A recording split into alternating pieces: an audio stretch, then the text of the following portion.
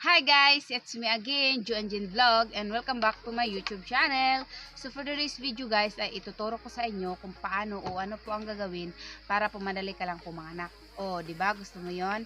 Alam kong gusto mo yon dahil pinindot mo ang video na ito. Mamaya guys, ay may ituturo ako sa inyong isang tips. Ito guys, sobrang effective talaga to ha, dahil sinubukan ko talaga to. Kaya panoorin nyo po hanggang dulo.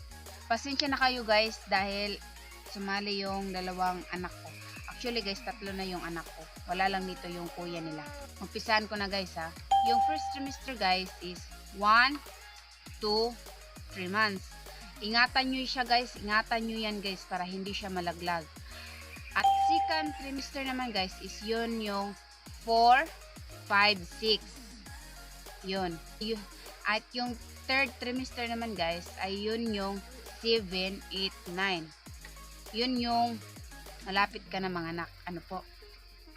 Pero guys, bago ko po umpisahan yun is pakipindot naman po ng subscribe na nasa ibaba guys. Please, at pakipindot na din yung notification na katabi ng subscribe para lagi ka pong updated sa mga in-upload ko pong video. Ano po? Yung 7, 8, 9 na yung tiyan mo po.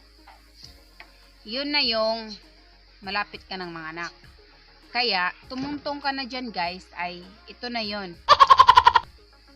First is, maaga kang gigising.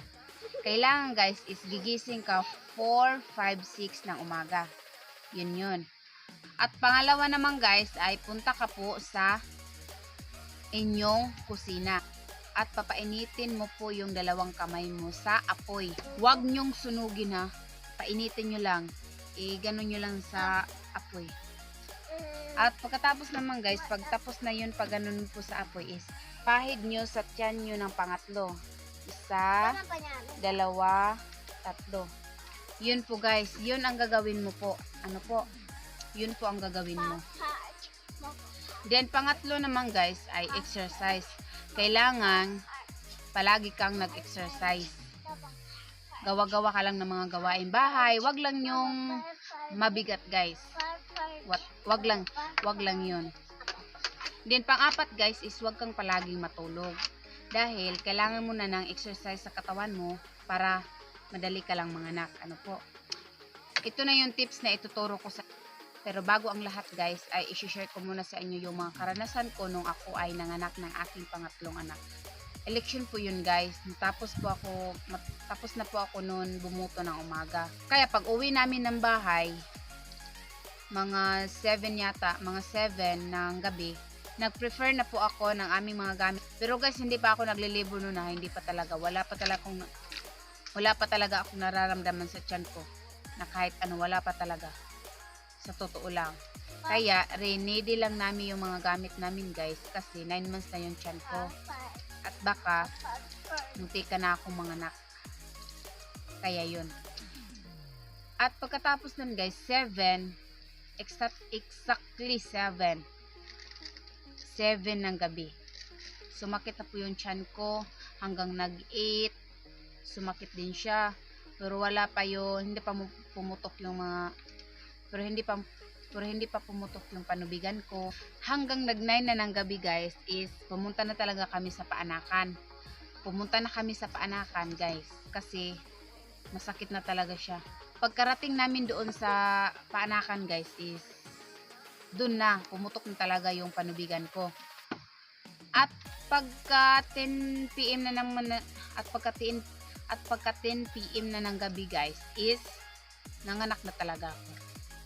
4 hours lang guys ha, 4 hours lang. Labor hanggang sa nanganak ako. 4 hours lang guys. Totoo lang. Ito yun siya guys. So ito yung pinanganak ko guys.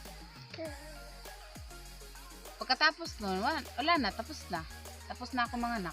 Kaya guys, please, sundin nyo lang yung mga ituturo ko sa inyo sa video na ito guys, para po madali ka lang kung manganak. Lalong-lalo na po sa mga first mom dyan. At hindi lang po sa mga first mom ha, yung mga mami din na gusto pa rin, yung mga mami din na gustong manganak na madali lang. At guys, ito na yung tips na ituturo ko sa inyo ha. Ito na yun talaga ha. Alam kong excited ka na. Kaya please, paki-like muna yung video na ito guys. Like muna yun. Ito yung tips guys na ginawa ko talaga guys. Mabisa talaga to guys. kumain po ako ng pinya. Pinya po. Kain ka lang po ng pinya.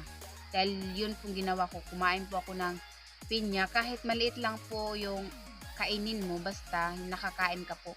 Kung wala ka pong pinya sa bahay nyo is bumili ka. Kung ayaw mo yung pinya na prutas guys is pwede na rin yung pineapple na juice. Pwede na rin yun. Basta may nakatatak lang na pinya. Di ba sinabi ko naman sa inyo kanina na 7 PM ako naglilibor. Ano po? Di ba 7 PM? Mga 5 PM guys ng hapon noon. Kumain po ako ng pinya. Kaya guys, take note lang ha. Bago ka po kumain ng pinya is kailangan yung tiyan mo po is 9 months. Dahil guys, sa totoo lang, madali lang talaga lumabas yung baby kapag kumain ka po ng pinya. Madali ka lang talaga guys maglilibor. Sa totoo lang. Kaya, sundin nyo po yung tips ko sa inyo ngayon. Ano po? So, hanggang dito na lamang po ang ating for today's video guys. At please, pakishare naman po ng aking video para po marami po tayong matutulungan na mga babae, na mga first time mom o mga mommy na gustong mga anak na normal at ayaw nilang mas cesarean sila. Kaya, i-share mo po to guys. Okay po. So guys, kung hindi ka pa po guys nakapag-subscribe sa aking YouTube channel, please paki-subscribe naman at hit na din yung notification bell para lagi ka pong updated sa mga ina-upload ko pong video. Namumutla ako dito. Pero guys, sa totoo lang ayaw ko mag-lipstick kaya pasensya na kayo na sa tingin nyo is namut. So guys, thank you for watching. Bye-bye!